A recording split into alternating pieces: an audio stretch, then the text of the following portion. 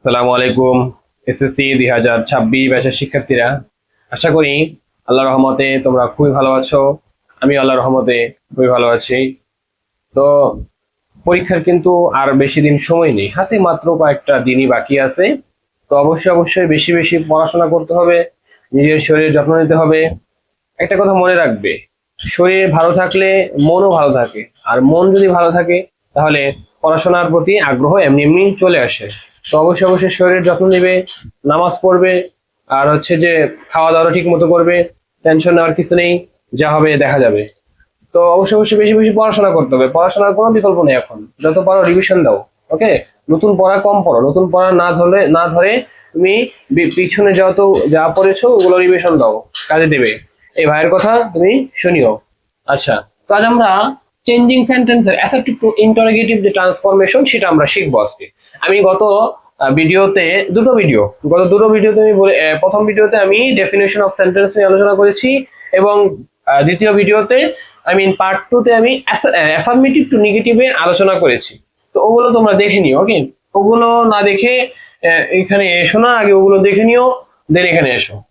আচ্ছা, অথবা তুমি এই ভিডিওটা দেখে তুমি বাকিগুলো দেখো। আচ্ছা, তো আমাদের অ্যাসার্টিভ টু ইন্টারোগেটিভে আমি সব মিলিয়ে আমি অনেক ঘাটাঘাটি করেছি।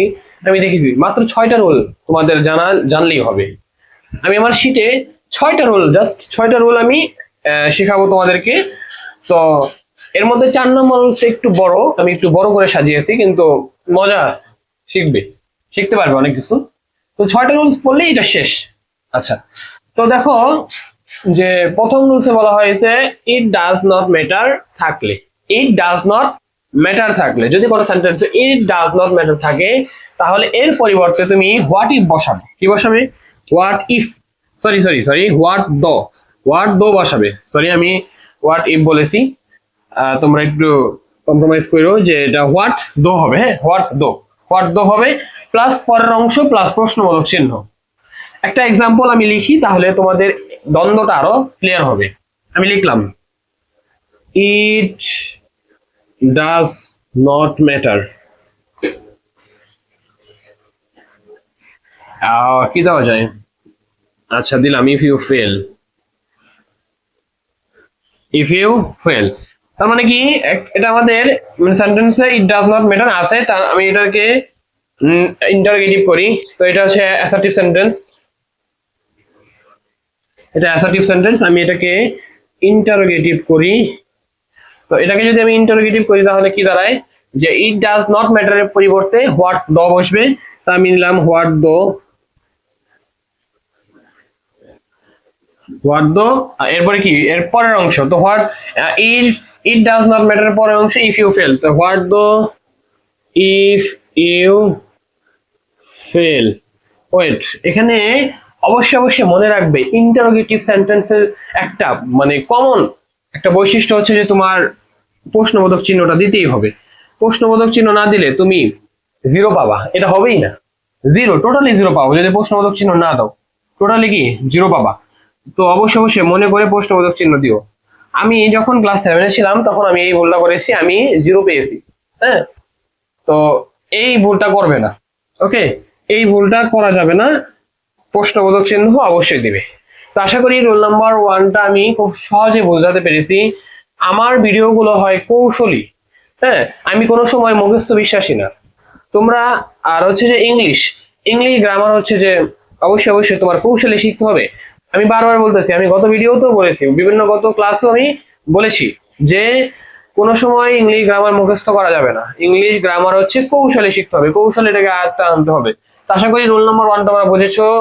এখন আমরা রোল নাম্বার 2টা শিখবো। রোল নাম্বার 2তে বলা হয়েছে যে ইট ইজ নো ইউজ থাকলে, কোনো সেন্টেন্সে যদি ইট ইজ নো ইউজ থাকে, কোনো অ্যাসার্টিভ সেন্টেন্সে যদি কোনো সময় ইট ইজ নো ইউজ থাকে, তাহলে ইট ইজ নো ইউজের পরিবর্তে হোয়াই বসবে। কি বসবে? ইট ইজ নো ইউজের পরিবর্তে হোয়াই বসবে, প্লাস ইউজ এর সাথে আইএনজি যুক্ত ভার্বের প্রেজেন্ট ফর্ম অথবা V1 ফর্ম হবে। এটা সবসময় মনে রাখবে যে ইট ইজ নো ইউজ এর পরে সবসময় ভার্বের সাথে আইএনজি হয়, কিন্তু যখন আমরা ইট ইউজ এটাকে ইন্টারোগেটিভ করবো তখন ইট ইজ নো ইউজ এর পরিবর্তে ওয়াই বসবে, তখন কিন্তু সেখানে আইএনজি বসবে না, তখন সেটার ভার্বের বেস ফর্ম হয়ে যাবে অথবা প্রেজেন্ট ফর্ম হয়ে যাবে। এরপরে পরের অংশ, এরপরে প্রশ্নবোধক চিহ্ন। আমি একটা উদাহরণ দিতেছি। আচ্ছা, একটা উদাহরণ দিলে সেটা দ্বন্দ্বটা দূর হয়ে যাবে। It is no use crying over spilled milk. আচ্ছা, একটা উদাহরণ দিলাম, it is no use crying over spilled milk. তো আমি বলেছিলাম যে ইট ইজ নো ইউজ এর পরবর্তী যে ভার্ব থাকবে সেটা আইএনজি ফর্ম হবে, আজীবন মনে রাখবে এটা আইএনজি ফর্ম হবে 100%। ওকে, আইএনজি ফর্ম হবে। আচ্ছা, এখন এটাকে যখন আমি, এটাতে অ্যাসার্টিভে আছে তাই না, এটা অ্যাসার্টিভে আছে, এখন এটাকে যখন আমি ইন্টারোগেটিভ করব তখন এটা কি হবে যে ইট ইজ নো ইউজ এর পরিবর্তে বসবে হোয়াই, এরপরে ইউজ এর যুগ পরে ইউজ এর পরবর্তী যে ভার্ব সেটার আইএনজি ফর্ম থাকবে, তো সেই আইএনজি ফর্মটাকে আমরা প্রেজেন্ট ফর্ম নিব। তো আমি এটাকে প্রেজেন্ট ফর্ম নিলাম ক্রাই। আচ্ছা, তো why Cry over spilled milk. এবার পরের অংশ, ওভার স্পিল্ড মিল্ক। আচ্ছা আচ্ছা, অবশ্যই এখানে কি বসবে মনে রাখবে, ইন্টারোগেটিভ সেন্টেন্সের বৈশিষ্ট্য হচ্ছে অবশ্যই শেষে প্রশ্নবোধক, মানে সেন্টেন্সের শেষে প্রশ্নবোধক চিহ্ন দিতে হবে, না দিলেই জিরো পাবা। আমার মতো ভুল করিও না, না দিলে কিন্তু জিরো পাবা। আচ্ছা, তো আশা করি রুল নাম্বার 2টা আমি খুব সহজভাবে বোঝাতে পেরেছি।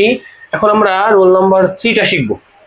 3 নম্বর রুলসে বলা হয়েছে যে এভরিবডি, এভরিওয়ান অথবা অল থাকলে, মানে কোনো সেন্টেন্স, মানে কোনো অ্যাসার্টিভ সেন্টেন্সে যদি এভরিবডি, এভরিওয়ান অথবা অল এই তিনটা থেকে যে কোনো একটা থাকে তাহলে এই মানে ইন্টারোগেটিভের ক্ষেত্রে এই স্ট্রাকচারটা ফলো হবে।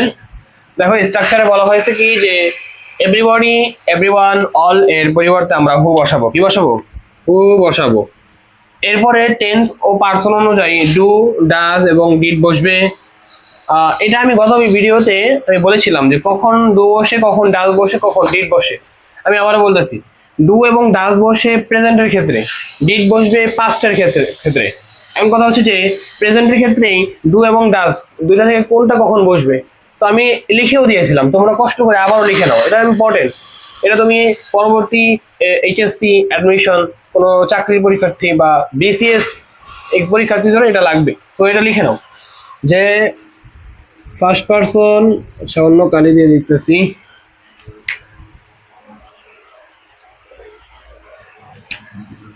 ফার্স্ট, সেকেন্ড এবং আচ্ছা এবং থার্ড পারসন প্লুরাল, প্লুরালের ক্ষেত্রে ডু বসবে এবং থার্ড পারসন সিঙ্গুলার, সিঙ্গুলারের ক্ষেত্রে ডাজ বসবে। একটু লিখে নাও কষ্ট করে, এই জিনিসটা একটু লিখে নাও, এটা লাগবে, এটা লাগবে, লিখে নাও, নোট করো। তো আশা করি এটা নোট হয়ে গিয়েছে, আমি এটা মুছে দিলাম। এটা লাগবে, এটা কোনো সময় ভোলা যাবে না। আচ্ছা, এখন আমরা একটা এক্সাম্পলের, সরি এখন বাকি আছে। আচ্ছা, ডু, ডাজ, ডিড কখন বসবে আশা করি বুঝতে পারছো।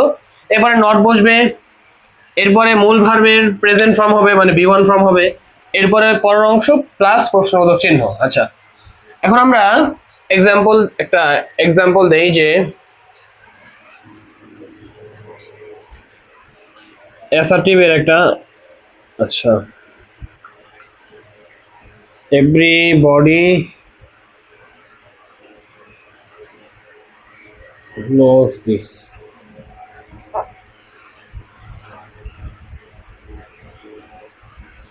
আচ্ছা, আমি একটা এক্সাম্পল দিলাম যে এভরিবডি নোজ দিস, সবাই এটি জানে।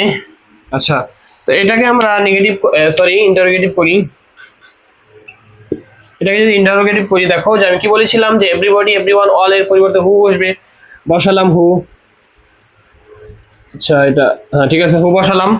এরপরে কি বসবে, টেন্স অনুযায়ী পারসন, টেন্স ও পারসন অনুযায়ী ডু ডাজ ডিড। তো দেখো যে নোজ বসছে 100%, এটা প্রেজেন্ট ফর্মে আছে। তো এটার যে এটা তাহলে এটা থার্ড পারসন সিঙ্গুলার, এভরিবডিটা কিন্তু থার্ড পারসন সিঙ্গুলার নাম্বার। তো এই কারণে এটা হবে ডাস, ডাস, হু ডাস। এরপরে বসবে নট, নট। এরপরে মূল ভার্বের প্রেজেন্ট ফর্ম, তার মানে মূল ভার্বের প্রেজেন্ট ফর্ম হচ্ছে নো, নো দিস। এখন বলতে পারো স্যার এসটা কই গেল, এই যে এখানে ডাস বসেছি এর জন্য এস লেখা লাগবে না, ডাস বসালে এস আর লেখা লাগবে না। ওকে, তো আশা করি এই রুলসটাও তোমাদেরকে বোঝাতে পেরেছি। আর এটা হচ্ছে যে বরিশাল বোর্ড, বরিশাল বোর্ড 2025 এসেছিল, হ্যাঁ তোমরা দেখে নিও। বরিশাল বোর্ড 2025 সালে এই প্রশ্নটা এসেছিল, তার মানে এই রুলসটা ভেরি ইম্পর্টেন্ট। ওকে,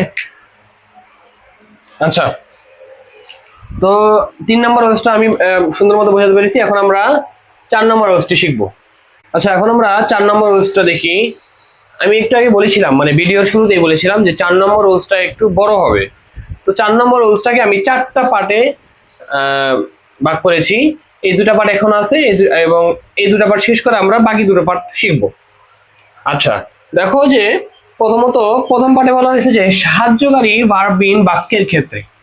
এখন কথা হচ্ছে যে সাহায্যকারী ভার্ববিহীন মানে সাহায্যকারী ভাবটা আসলে কি, মানে একটা ভার্বকে সাহায্য করার জন্য যদি একটা ভার্ব আসে তাহলে সেটা সাহায্যকারী ভার্ব বলে। যেহেতু নাই, তার মানে এক্ষেত্রে আমাদের ইন্টারোগেটিভ স্ট্রাকচারটা হবে এরকম।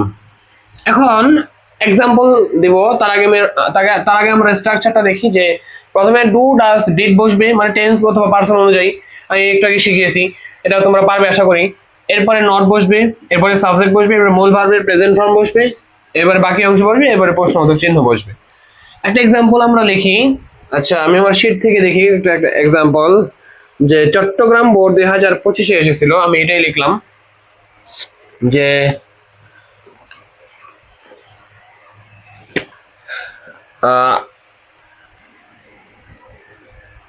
যে ইট ডিস্ট্রয়েস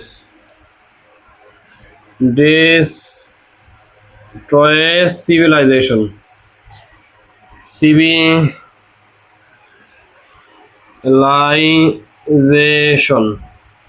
একটু আনকমন মনে হতে পারে। তো এটা তোমাদের চট্টগ্রাম বোর্ড 2025 এসেছিল, দেখে নিও। এটাকে যখন আমি ইন্টারোগেটিভ করব রুলস অনুযায়ী, দেখি কেমন হয়। প্রথমত কি বসবে, ডু ডাজ অথবা ডিড বসবে। তো ডু ডাজ ডিজ কখন বসে এটা তোমরা জানো, আমি আর বললাম না। যেহেতু বাক্যটি প্রেজেন্ট টেন্সে আছে, তার মানে ডু অথবা ডাজ বসবে। দেখো ইট, ইটটা হচ্ছে যে থার্ড পারসন সিঙ্গুলার নাম্বার, তার মানে ডাজ বসবে। তো আমি নিলাম ডাজ, ডাজ।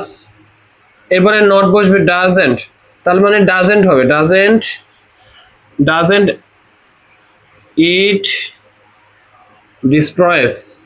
দেখো এরপরে সাবজেক্ট ইট দিলাম, এরপরে মূল ভার্বের প্রেজেন্ট ফর্ম, তার মূল ভার্বের প্রেজেন্ট ফর্ম কি হবে, ডিস্ট্রয়, ডিস্ট্রয় সিভিলাইজেশন। কথা হচ্ছে যে এস কই গেল, এই যে আমি ডাজন দিয়েছি এই কারণে এস এখানে লেখা লাগবে না, সিবি। এবার বাকি অংশ সিভিলাইজেশন, এরপরে প্রশ্নবোধক চিহ্ন, না দিলে জিরো, দিলে ভাষায় গেছো, না দিলে জিরো। আচ্ছা মানে দিলে নাম্বার পাবে, না দিলে জিরো পাবে। আচ্ছা তো আশা করি পার্ট 1টা বোঝাতে পেরেছি 4 নম্বর রুলসে। তো এখন আমরা পার্ট 2টা দেখি। যে বলা হয়েছে সাহায্যকারী ভার্বযুক্ত বাক্যের ক্ষেত্রে এটা হবে, স্ট্রাকচারটা হবে, মানে সাহায্যকারী ভার্ব যদি থাকে। আচ্ছা তার মানে তখন কি হবে, যে প্রথম হবে যে সাহায্যকারী ভার্ব শুরুতে বসবে, প্লাস নট বসবে, এরপরে সাবজেক্ট বসবে, এরপরে মূল ভার্ব বসবে। যদি মূল ভার্বটা থাকে তাহলে বসবে, আর না থাকলে নাই। আর মূল ভার্বটা যে অবস্থায় ছিল সেই অবস্থায় বসবে, না থাকলে কিছু করার দরকার নেই। এরপরে বাকি অংশ, এরপরে প্রশ্নবোধক চিহ্ন বসবে। তো এটারও আমরা একটা এক্সাম্পল দেখি। আচ্ছা একটা এক্সাম্পল আমি লিখতেছি।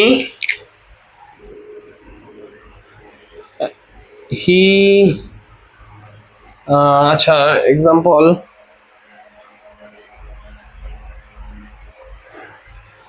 আচ্ছা আমি লিখলাম he is a good student, একটা কমন এক্সাম্পল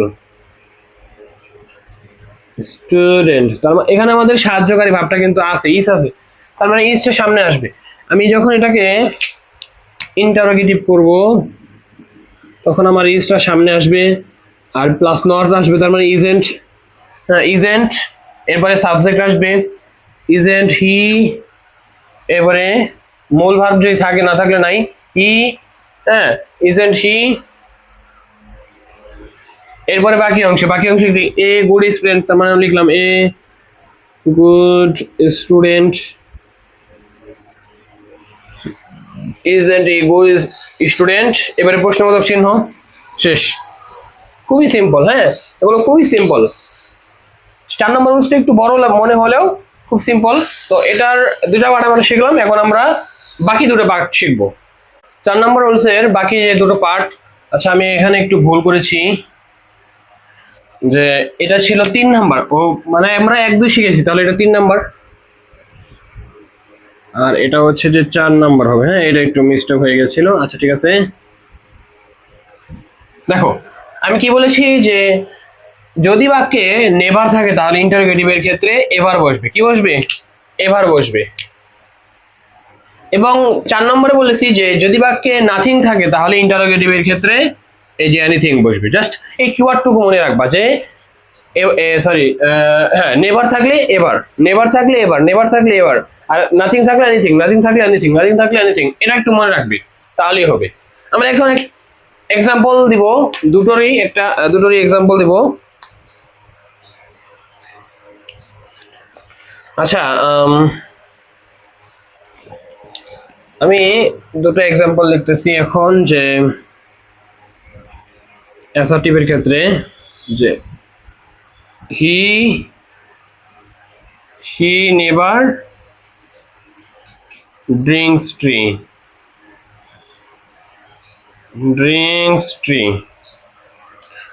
এখন তোমরা বলতে পারো স্যার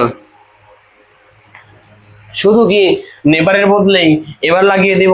না, একটু গরমিল আছে। যদি তোমার বাক্যে, আমি বলতেছি এটা মুখেই বলি, এটা আমি লিখলাম না, যদি তোমার বাক্যে সেম ওই যে আগের মতো সাহায্যবিহীন মানে সাহায্যকারীবিহীন বাক্য যদি থাকে, মানে তোমার বাক্যে যদি সাহায্যকারী ভার্ব না থাকে, তাহলে তোমরা তোমাদের সুবিধা মতো মানে তোমাদের সেন্টেন্স অনুযায়ী টেন্স এবং পার্সন অনুযায়ী ডু, ডাজ অথবা ডিড বসাবে। আর যদি তোমাদের বাক্যে আগে থেকেই সাহায্যকারী ভাব থাকে তাহলে কোনো কিছু আনার দরকার নেই, সেই সাহায্যকারী ভাবটাই শুরুতে বসিয়ে দিবে। আমি দেখাইতেছি, দেখো আমি লিখলাম কি হি নেভার ড্রিঙ্কস টি। তো এটা রাখি যখন নেগেটিভ করব, দেখো একটু নজরে রাখো যে প্রথমে কি বসবে, ডু ডাজ ডিড বসবে। তো এখন এটা সিম্পলি প্রেজেন্ট টেন্স, তো প্রেজেন্ট টেন্স এবং এটা হচ্ছে থার্ড পারসন সিঙ্গুলার নাম্বার, এর কারণে ডাজ আসবে। কি আসবে? ডাজ আসবে, D O E S, does. তারপর এরপরে কি আসবে? নট আসবে। তার মানে এরপরে কিন্তু নট আর আসবে না। দেখো এখানে পার্থক্যটা এখানেই, যে নট আসবে না, তোমাদের নট আনা লাগবে না। তোমরা কি করবে? ডাস, এরপরে সাবজেক্ট দিবে ডিরেক্ট, ডাস হি, এবার নেভারের পরিবর্তে এভার নিলাম, এভার ডাস হি এভার ড্রিঙ্কস, ড্রিঙ্কস আর হবে না, ড্রিঙ্ক হবে, ড্রিঙ্ক টি। এবারে প্রশ্নবোধক চিহ্ন, মাস্ট বি প্রশ্নবোধক চিহ্ন দিতে হবে, ড্রিঙ্কস আর হবে না, কারণ আমার এখানে ডাস বসিয়েছি, এই কারণে ড্রিঙ্কস আর হবে না। তো আশা করি বুঝতে পারছো যে যদি সাহায্যকারী ভার্ব না থাকে তাহলে ডু ডাজ ডিড আনবে। কখন আনবে? কোথায় আনবে? শুরুতে আনবে। এরপর আর নট ব্যবহার করবে না, কারণ তোমাদের বাক্যে অলরেডি নেভার আছে। এই নেভার থাকার মানে হচ্ছে যে এই বাক্যটা অলরেডি নেগেটিভ আছে, এই কারণে তোমার নট আর আনবে না, ডিরেক্ট সাবজেক্ট আনবে, এরপর নেভারের পরিবর্তে এবার আনবে, এরপরে ভার্ব আনবে, ভার্বটা মূল ভার্বটা আনবে, এরপরে হচ্ছে বাকি অংশ, এবার প্রশ্নবোধক চিহ্ন। আচ্ছা লিখে নিও, হ্যাঁ আমার মুখের কথাগুলো তোমরা একটু লিখে নিও যদি না বুঝে থাকো। এরপরের যে উদাহরণটা কি বলেছিলাম, যে নাথিং থাকলে এনিথিং হবে। হ্যাঁ নাথিং থাকলে এনিথিং হবে। তো আমরা এখন নিলাম একটা এক্সাম্পল নিতেছি, যে I have nothing to say. আচ্ছা I have nothing to say হবে, লিখতেছি I have nothing to say. এখানে কিন্তু দেখো এখানে আমাদের সাহায্যকারী ভাবটা কিন্তু আছে, এই যে হ্যাভ, সাহায্যকারী ভার্ব আছে, তার মানে এখানে আমার ডু ডাজ ডিড আনা লাগবে না, আমরা এটাকেই সামনে নিব। তো আমি যখন এটাকে আমি এটাকে নেগেটিভ না ইন্টারোগেটিভ হবে, যখন এটাকে আমি ইন্টারোগেটিভ করব তখন কি হ্যাভটা সামনে আসবে, তো আমি লিখলাম হ্যাভ, হ্যাভ। এরপরে কি আসবে, সাবজেক্ট আসবে, তার মানে হ্যাভ আই, এরপরে নাথিং এর পরিবর্তে anything, have I anything, have I anything to say, বাকি অংশ এরপরে প্রশ্নবোধক চিহ্ন, শেষ শেষ। Have I anything to say, have I anything to say. হ্যাঁ, আমি বারবার বলতেছি এখানে নট আনবে না, এই ক্ষেত্রে নট আনা দরকার নেই, ডিরেক্ট তোমরা প্রথমত এই অক্সিলারি ভার্বটা মানে সাহায্যকারী ভার্বটা সামনে আনবে, এবার সাবজেক্ট, এবার নাথিং এর পরিবর্তে এনিথিং, এবার বাকি অংশ প্লাস প্রশ্নবোধক চিহ্ন, শেষ। আশা করি আমি এই রুলসটা বোঝাতে পেরেছি। এখন আরেকটা জিনিস শিখবো আমরা, আমি এটা মুছে দেই, মুছে দেওয়ার পরে আমি নিজেই তোমাদের বলে দিই এটা। হ্যাঁ, এটা তোমরা একটু লিখে নাও। নাথিং যদি সাবজেক্ট হিসেবে বসে, আমি লিখতেছি, এটা আলাদা। হ্যাঁ, মানে নাথিং তো আমরা শিখলাম নাথিং বসবে, এনিথিং এর পরিবর্তে নাথিং বসবে, নাথিং এর পরিবর্তে এনিথিং বসবে, কিন্তু এটা হচ্ছে যে এক্স মানে কি বলে যে আমাদের ব্যতিক্রম, যদি নাথিংটা সাবজেক্ট হিসেবে থাকে, নাথিং যদি সাবজেক্ট হিসেবে বসে তাহলে নাথিং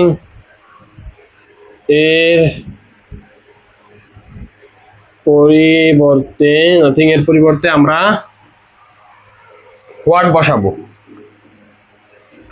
হোয়াট বসবে, এটা লিখে নাও, এইটা লিখে নাও। এটা আসতে পারে যদি পরীক্ষায় কঠিন হয় প্রশ্নগুলো, এই একটা আনকমন রুলস আসতে পারে, এটা গ্রামার বইতে পাবা না আশা করি। তো এটা আনকমন একটা রুলস, তোমার কোনোদিন শোনোনি, এখন শুনে নাও। যদি নাথিংটা সাবজেক্ট হিসেবে বসে তাহলে সেটা নাথিং এর পরিবর্তে হোয়াট বসবে। এখন একটা এক্সাম্পল আমরা লিখি, চলো একটা এক্সাম্পল দেখি অ্যাসার্টিভের, যে nothing can stop me, nothing can stop me.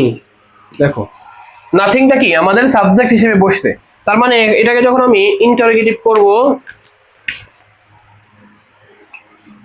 তখন নাথিং এর পরিবর্তে ডিরেক্ট হোয়াট বসবে, নাথিং এর পরিবর্তে ডিরেক্ট হোয়াট বসবে, হোয়াট, এরপরে বাকি অংশ হোয়াট ক্যান স্টপ মি। অবশ্যই অবশ্যই প্রশ্নবোধক চিহ্ন দিতে হবে, ইন্টারোগেটিভের কমন বৈশিষ্ট্য প্রশ্নবোধক চিহ্ন দিতে হবে, না দিলেই তুমি 0 পাবা, দিলে 1 পাবা, না দিলে 0 পাবা। তো আশা করি আমি এটা বুঝাতে পেরেছি, এই ব্যতিক্রমটা এটা বইতে পাবা না আশা করি, এটা লিখে নাও, ভবিষ্যতে কাজে দিবে, এখন কাজে না দিলেও ভবিষ্যতে কাজে দিবে। আর যদি এখন পরীক্ষায় প্রশ্ন যদি হার্ড করে তাহলে এসে যেতেও পারে। তো আমি আশা করি 4 নম্বর রোজটা বোঝাতে পেরেছি, একটু ভালোই সময় লাগলো 4 নম্বর রোজটা বোঝাতে গিয়ে। তো এখন আমরা আরো 2টা রুলস শিখবো, 5 এবং 6, এরপর আমাদের শেষ হয়ে যাবে। আচ্ছা, তো আমরা 5 নম্বর রুলসটা শিখবো এখন। 5 নম্বর রুলসে বলা হয়েছে যে নোবডি, নান এবং নো ওয়ান থাকলে, যদি কোনো অ্যাসার্টিভ সেন্টেন্সে নোবডি, নান অথবা নো ওয়ান এই তিনটার একটা থাকে, তাহলে এদের পরিবর্তে হু বসবে। কি বসবে? এদের পরিবর্তে হু বসবে। এরপরে আর কিছু করা দরকার নেই, ডিরেক্ট বাকি অংশ প্লাস প্রশ্নবোধক চিহ্ন। আমি এটা লিখলাম না, কারণ লেখার কোনো প্রয়োজন নেই, শুধু শুধু কারণ এরপরে বাকি অংশ বসবে প্লাস প্রশ্নবোধক চিহ্ন বসবে। এখন আমি একটা এক্সাম্পল দিতেছি, তাহলে এই বিষয়টা আরো ক্লিয়ার হবে। দিলাম একটা এক্সাম্পল, লিখলাম যে nobody respects him। আচ্ছা, nobody respects him, এটাকে যখন আমি ইন্টারোগেটিভ করব, দেখো nobody respects him, তো nobody এর পরিবর্তে হু বসবে, হু এরপরে ডিরেক্ট বাকি অংশ হু respects him, এরপর অবশ্যই প্রশ্নবোধক চিহ্ন। প্রশ্নবোধক চিহ্ন না দিলে কিন্তু হবে না। আর এই প্রশ্নটা এসেছিল ময়মনসিংহ বোর্ড 2024 সালে এসেছিল, এটা লিখে নিয়ে দেখতে পারো চাইলে, ময়মনসিংহ বোর্ড 2024 সালে এটা এসেছিল। এখন আমাদের আরো একটা উদাহরণ আছে, আচ্ছা এটা দিলাম না, এটা লাগবে না, একটাই শেখো। আচ্ছা, বাকিগুলো সেমই হবে। যদি নো নো নান থাকতো তো সেম, নান নান থাকলো সেম, নান বসিয়ে নানের পরিবর্তে নানের পরিবর্তে হু বসিয়ে আমরা বাকি অংশ দিয়ে দিলাম প্লাস প্রশ্নবোধক চিহ্ন। নন নন থাকতো তাহলে ননের পরিবর্তে হু বসিয়ে বাকি অংশ প্লাস প্রশ্নবোধক চিহ্ন। এটা খুবই সহজ রুলস, এটা না পারার কিছুই নেই। তো আশা করি 5 নম্বর রুলসটাও বুঝতে পেরেছ। আমরা লাস্ট রুলসটা শিখবো। আচ্ছা, আমাদের অ্যাসার্টিভ টু ইন্টারোগেটিভের লাস্ট রুলস। এই রুলসটা খুবই জটিল, পরীক্ষায় আসে না সচরাচর, কারণ এটা অনেকটাই জটিল। এটা জানার জন্য তোমাদেরকে আগে সিম্পল, কমপ্লেক্স, কম্পাউন্ড এই সেন্টেন্সগুলো জানতে হবে, তোমাদের ক্লজ জানতে হবে, তারপর তোমরা এটা পারবে। তো এই রুলসটা যারা পারে তাদের জন্য, কারণ ওগুলো ডিটেলস আলোচনা। এখন কথা হচ্ছে যারা পারে না তাদের জন্য আমি একটা জাস্ট কৌশল দেব।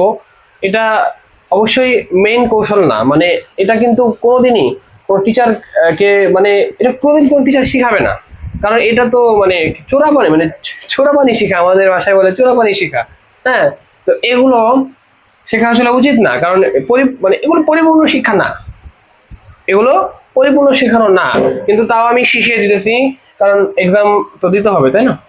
আচ্ছা, তো কি বলা হয়েছে যে কমপ্লেক্স সেন্টেন্সের ক্ষেত্রে শুধুমাত্র প্রিন্সিপাল ক্লজকে ইন্টারোগেটিভ করতে হয় এবং সাবঅর্ডিনেট ক্লজটি অপরিবর্তিত থাকবে বা থাকে। এখন কথা হচ্ছে যে তোমরা বলতে পারো স্যার প্রিন্সিপাল ক্লজ কোনটা, সাবঅর্ডিনেট ক্লজ কোনটা। তো এই কারণে বললাম যে এগুলো জানার জন্য আবার ক্লজ জানতে হবে। তো এগুলো অনেক ডিটেলসের আলোচনা, ক্লজ, এবার হচ্ছে যে সেন্টেন্স, সিম্পল, কমপ্লেক্স, কম্পাউন্ড, এগুলো অনেক ডিটেলসের আলোচনা, এই ভিডিওতে এখন সম্ভব না।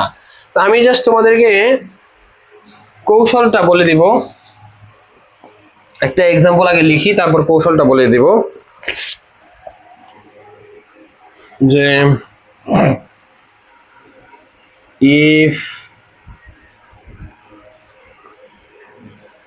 if you study, you will shine in life, you will shine in life। এখন দেখো, এটাকে যখন আমরা নেগেটিভ করব, সরি ইন্টারোগেটিভ করব, আমি বলেছিলাম না যারা পারো তাদের জন্য বলে দেই যে যদি ক্লজ মার্কার থাকে, যেখানে ক্লজ মার্কার, আচ্ছা যেটা পারো এবং পারো না সবার ক্ষেত্রে এটা, হ্যাঁ, আর যারা পারো এদের জন্য আমি কিছু বললাম না, তারা পারবেই। আর যারা পারো না বা এখন শেখার সময় না, হ্যাঁ, আরো আগে যদি শিখতে আশা করি হয়ে গেত। এখন কথা হচ্ছে যারা শেষ সময় এসেছো আমার ভিডিওতে যারা পারো না তাদের জন্য আমি বলি যে দেখো, if you study you will shine in life. দেখো একটা কমা আছে, কিন্তু কমা থাকুক বা না থাকুক অবশ্যই মনে রাখবে কমপ্লেক্স সেন্টেন্সের দুইটা সেন্টেন্স যোগ করে কমপ্লেক্স সেন্টেন্স তৈরি করা হয়, এটা মনে রাখবে। এখন কথা হচ্ছে স্যার সবসময় কি কমা থাকবে? না, সবসময় কমা থাকবে না, কমা না থেকে অন্য কিছু থাকতে পারে। এটা আরো একটা এক্সাম্পল দেবো, তখন বুঝে নিও। দেখো এখন কিন্তু আমাদের এখানে দুইটা সেন্টেন্স আছে, ইফ ইউ স্টাডি একটা সেন্টেন্স, এই you will shine in life এটা একটা সেন্টেন্স। এখন কথা হচ্ছে যে কোনটা প্রিন্সিপাল ক্লজ আর কোনটা সাবঅর্ডিনেট ক্লজ। দেখো আমি কি বলেছিলাম, শুধুমাত্র প্রিন্সিপাল ক্লজকে ইন্টারোগেটিভ করতে হবে। দেখো এটা হচ্ছে যে আমাদের প্রিন্সিপাল ক্লজ, আমি একটু মার্ক করে দিই, এটা হচ্ছে যে আমাদের প্রিন্সিপাল ক্লজ। কেন প্রিন্সিপাল ক্লজ? কারণ এর সাথে কোনো ক্লজ মার্কার নাই। এখন বলতে পারো স্যার ক্লজ মার্কার কি? দেখো এই যে ইফটা একটা ক্লজ মার্কার, দ্যাট, ইফ, এগুলো ক্লজ মার্কার। এখন এখন আমি কিভাবে বুঝবো কোনটা ক্লজ মার্কার কোনটা ক্লজ মার্কার না? এর জন্য তোমরা একটা কাজ করবে, তোমাদের কনজাংশন নামে একটা চ্যাপ্টার আছে, সেই কনজাংশন চ্যাপ্টার থেকে তোমরা বিভিন্ন যে সব যতগুলো কনজাংশন আছে সবগুলো একবার চোখ বুলিয়ে নিবে। কমন যে কনজাংশন গুলো সেগুলো চোখ বুলিয়ে নিবে, দেখবে যখন চোখ বোলানো শেষ হবে তখন দেখবে এটার সাথে মিল পাবা। কারণ আমি বললাম না কনজাংশন কি, এত কিছু বলার সময় নেই এখনো। এখন দেখো যে যেটার সাথে ক্লজ মার্কার থাকবে সেটা হচ্ছে যে সাবঅর্ডিনেট ক্লজ, সেটা পরিবর্তন করবে না, সেটা যেভাবে আছে এভাবেই রাখবে। তো এখন বলা হয়েছে কি শুরুতে যে শুধুমাত্র প্রিন্সিপাল ক্লজকে ইন্টারোগেটিভ করতে হবে, তো আমরা প্রিন্সিপাল ক্লজকে এখন ইন্টারোগেটিভ করব। প্রিন্সিপাল ক্লজ যদি শেষে থাকে আমরা শুরুতে নিয়ে ইন্টারোগেটিভ করব। তো ইন্টারোগেটিভ করার নিয়মটা কি আমি যদি বলি যে প্রথমে আসবে উইল, তোমরা জানো অ্যাসার্টিভ টু ইন্টারোগেটিভ কিভাবে করতে হয়, যে উইল আসবে প্রথমে, তে উইল যেহেতু আমাদের কি আছে, এটা আমাদের সাহায্যকারী ভার্ব আগে থেকে আছে, এই কারণে এটা নিয়ে আসলাম উইল। এরপরে will you shine in life. এবারে ইফ ইউ স্টাডি, এবারে ইফ ইউ স্টাডি, এবার বাকি অংশ কোনো কমা দিবে না, মাঝখানে যদি ইফ বসো কমা দিতে হয় না। ইফ ইউ স্টাডি, শেষে প্রশ্নবোধক চিহ্ন, শেষ। Will you shine in life if you study, শেষ, সিম্পল। জাস্ট তোমরা যেটা প্রিন্সিপাল ক্লজ সেটা যদি শেষে থাকে, শুরুতে থাকলে তো কিছু করার দরকার নেই, কিন্তু যদি শেষে থাকে তাহলে শুরুতেই তোমরা সেটার ইন্টারোগেটিভ করবে, এরপরে প্রথম যে অংশটা শেষে সেটাকে পিছনে নিয়ে নিবে, এরপরে প্রশ্নবোধক চিহ্ন দিয়ে দিবে। আমি আরো একটা উদাহরণ দিতেছি, যদি ক্লজ মার্কার মাঝে থাকে তাহলে তোমরা কি করবে। আর একটা কথা মনে রাখবে, ক্লজ মার্কার কোনোদিন শেষে থাকবে না, এটা এটা একটু মনে রাখবে, ক্লজ মার্কার কোনোদিন শেষে থাকবে না, হয় মাঝে থাকবে না শুরুতে থাকবে। এখন যদি মাঝে থাকে তাহলে কি করব, আমি লিখলাম I know that he is honest. এখন কথা হচ্ছে যে আমার ক্লজ মার্কার যুক্ত সেন্টেন্স কোনটা। ক্লজ মার্কার আছে দ্যাট, তার মানে দ্যাটের পর মানে মাঝে আছে, ক্লজ মার্কার যেহেতু মাঝে আছে আর ক্লজ মার্কার হচ্ছে দ্যাট, তো ক্লজ মার্কারের পরের যে অংশটা বা পরের যে সেন্টেন্সটা সেটা হচ্ছে যে আমাদের সাবঅর্ডিনেট ক্লজ, সেটা আমরা পরিবর্তন করব না। আমরা ক্লজ মার্কার বিহীন যে অংশটা মানে আই নো অংশটাকে আমরা মানে এটা প্রিন্সিপাল ক্লজ, এটাকে আমরা পরিবর্তন করব, মানে আমরা ইন্টারোগেটিভে নিব। আমি যখন এটাকে ইন্টারোগেটিভে নিব তখন আমার হবে যে ডু। এখন বলতে পারো ডু কেন হলো, ওই আমি বলেছিলাম ফার্স্ট পারসন থাকলে ডু বসবে, তার মানে ডু আই নো, এবার বাকি অংশ দ্যাট হি ইজ অনেস্ট, এরপরে প্রশ্নবোধক চিহ্ন, শেষ। তো আমি আশা করি আমার তরফ থেকে যতটুকু সম্ভব হয়েছে আমি এটাকে সহজভাবে বোঝানোর চেষ্টা করেছি, কারণ এটা অনেক ডিটেলসের আলোচনা, এগুলো কোনো স্যাররা করাবেও না, আমি করালাম, কারণ যেহেতু শেষ মুহূর্তের একটা প্রিপারেশন তোমাদের লাগবে, যদি বাই চান্স এটা এসে গেল তখন তোমাদের একটা মার্ক অনেক জরুরি এ প্লাস পাওয়ার জন্য অথবা পাস করার জন্য। যারা পাশের চিন্তায় আসো সিম্পল একটা মার্ক অনেক কিছু, আর যারা এ প্লাসের চিন্তা আসো তাদের জন্য তো আরো ইম্পর্টেন্ট, একটা মার্কের জন্য অনেক সময় এ প্লাস ছুটে যায়। তো এই কারণে বললাম যে একটা মার্কের জন্য এটা আমি শিখিয়ে দিলাম, কারণ আসতেও পারে, এটা খুবই হার্ড একটা রুলস, কারণ কমপ্লেক্স সেন্টেন্স বুঝতে হবে, ক্লজ বুঝতে হবে, তো আমি সহজ করে বোঝালাম। ওকে, যদি না বুঝে থাকো আবার অবশ্যই ভিডিওটা পজ করে একটু ব্যাকে নিয়ে যেয়ে তোমরা আবার 6 নম্বর অবস্থা দেখবে, আমি সহজভাবে বোঝানোর ট্রাই করেছি। তো আশা করি আমার এই ভিডিওটা তোমরা ভালোভাবে বুঝতে পেরেছো। তো ভিডিওটি ভালো লেগে থাকলে অবশ্যই একটা লাইক দিও। আমার এই ভিডিওগুলোর মাধ্যমে যদি তোমরা উপকৃত হয়ে থাকো অবশ্যই তাহলে চ্যানেলটিকে সাবস্ক্রাইব করে রেখো এবং আমাদের পাশেই থেকো। আমরা আরো খুব শীঘ্রই আমরা আরো কিছু ভিডিও নিয়ে তোমাদের সামনে হাজির হব, তোমাদের শর্টকাট টিপস, তোমাদের জন্য কোনো এক্সাম টিপস নিয়ে আমরা ভিডিও বানাবো খুব শীঘ্রই। তো আমাদের পাশেই থেকো। তো সবাই ভালো থেকো, পড়াশোনা করো, নামাজ পড়ো। তো দেখা হচ্ছে নেক্সট কোনো ভিডিওতে, ততক্ষণ পর্যন্ত সবাই ভালো থেকো। আসসালামু আলাইকুম।